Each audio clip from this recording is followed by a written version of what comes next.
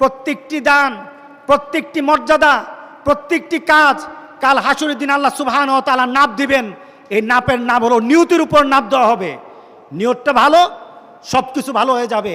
নিয়তটা যদি খারাপ হয়, আপনি যে কোনো পজিশনে থাকেন, আপনার যে কোনো অবস্থায় থাকেন, আপনি যত বড় হুজুর হন, কাজ হবে না, কাজ হবে না।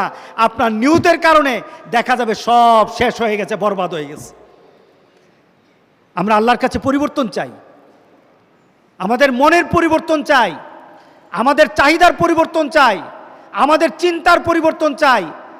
আমরা মনে মনে করি অর্থের পরিবর্তন আখিরাতে মানদণ্ড হবে না। আখিরাতের মানদণ্ড হবে নিয়তের পরিবর্তনের কারণে।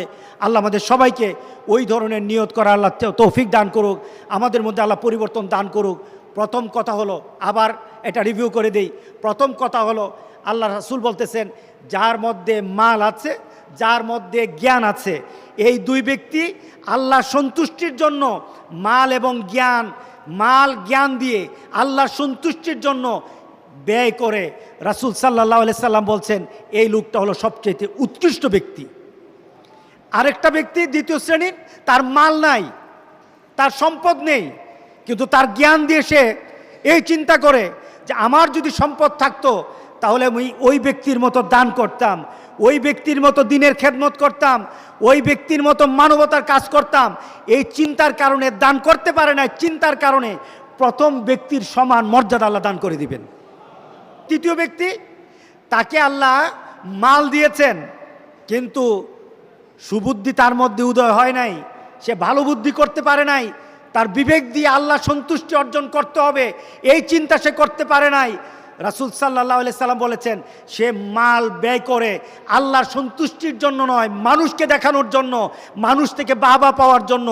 এই ধরনের মানুষ যারা দিনের ব্যাপার, যারা তাদের এলেম ব্যতীত সম্পদ ব্যয় করে, তারা হলো পৃথিবীর মধ্যে সবচেয়ে নিকৃষ্ট মানুষ। পৃথিবীর মধ্যে সবচেয়ে নিকৃষ্ট মানুষ যে নিজের চাহিদা পূরণের জন্য ব্যয় করে, আল্লাহ সন্তুষ্টির জন্য করে না। তৃতীয় ব্যক্তি। চতুর্থ ব্যক্তি, যাকে আল্লাহ সুবহানাহু ওয়া তাআলা মালও দেয় নাই, জ্ঞানও দেয় নাই, কিন্তু সে চিন্তা করে যে আমার যদি সম্পদ থাকতো তাহলে আমি ওই তৃতীয় শ্রেণীর ব্যক্তির মতো সিনেমা হল করতাম, গানের আসর করতাম, জুয়ার আড্ডা করতাম, তাসের আড্ডা করতাম, এই ধরনের খেলার আয়োজন করতাম। এইভাবে চিন্তা করে সে নিজেকে তৃতীয় শ্রেণীর ব্যক্তির সমতুল্য মনে করে, নিজেকে মনে মনে চিন্তা করে তার মতো আমি হতে পারতাম যদি আমার সম্পদ থাকতো। রাসূল সাল্লাল্লাহু আলাইহি সাল্লাম বললেন যে ওই তৃতীয় ব্যক্তির মতো তাকেও আল্লাহ সুবহানাহু ওয়া তাআলা কাল হাসরের দিন এক মান দিয়ে দিবেন। সে সম্পদ ব্যয় করে গুনাহগার, আর সম্পদ না ব্যয় করে চিন্তা দিয়ে সেও গুনাহগার। আল্লাহ আমাদেরকে মাফ করুক, আল্লাহ আমাদেরকে মাফ করুক, আল্লাহ আমাদেরকে মাফ করুক। চিন্তা দিয়ে যেন আল্লাহ সন্তুষ্ট অর্জন করতে পারে, আল্লাহ যেন সবাইকে তৌফিক দান করে দেয়। আল্লাহ আমাদের চিন্তার মধ্যে যেন আখিরাতের চিন্তা, রাসূল সাল্লাল্লাহু আলাইহি সাল্লামের রেখে যাওয়া চিন্তার প্রভাব, আল্লাহকে পাওয়ার জন্য চিন্তা যেন আমরা ব্যয় করতে পারি, এই ইলম যেন আল্লাহ আমাদের সবাইকে দান করে। সবাই বলুন আল্লাহুম্মা আমিন।